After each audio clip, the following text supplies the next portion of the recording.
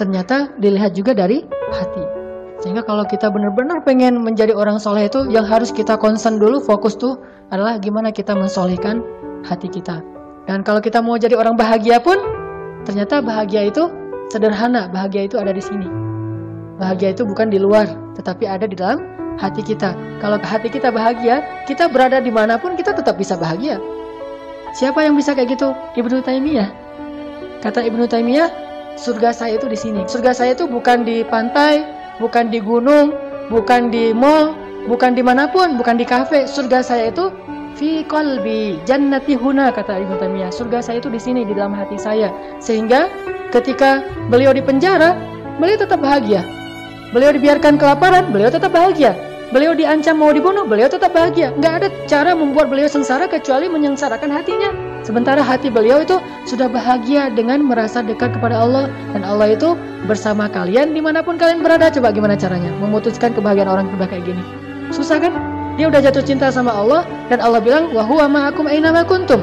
Dia bersama kalian dimanapun kalian berada. Mau kalian berada di penjara, kalian berada dimanapun, di pasar, tetap aja bahagia. Nggak ada bedanya, nggak ada ubahnya.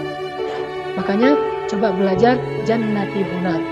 Surga saya itu di sini. Wa jannati fi qalbi. Surga saya itu ada di dalam hati saya. Happiness is simple. Kebahagiaan itu sederhana sekali gitu. Kita nggak perlu banyak uang untuk bahagia. Walaupun kalau banyak uang bahagia juga sih. Kita nggak perlu banyak cinta untuk bahagia. Walaupun banyak cinta juga bahagia. Kita nggak perlu banyak teman untuk bahagia. Walaupun banyak teman juga pasti bahagia. Tetapi itu bukan itu intinya. Sehingga kalau kita ditinggalkan oleh teman kita, jadi kita kurang bahagia, enggak. Kita merasa dikhianati terus jadi kurang bahagia, enggak ngaruh itu semuanya. Karena jannati huna. Bukan jannati fi ashabi, jannati fi amwali, jannati fi baiti. Enggak, bukan baiti jannati. Qalbi jannati.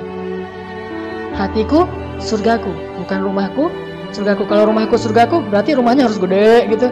Rumahnya harus apa? Walaupun mungkin pasti pesannya adalah keluarga. Tetap aja masih eksternal. Yang lebih dahsyat lagi itu kalau qalbi jannati, hatiku adalah surgaku. Sehingga kalau hatinya udah bahagia dengan tempat yang memang dia pantas bahagia, maka dia akan bahagia walaupun dalam kondisi yang paling sulit sekalipun.